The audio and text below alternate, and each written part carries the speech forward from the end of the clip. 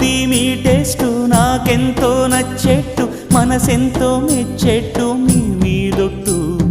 అందుకే నే దిగి వచ్చా వంచని నా తల వంచ స్నేహ భావమా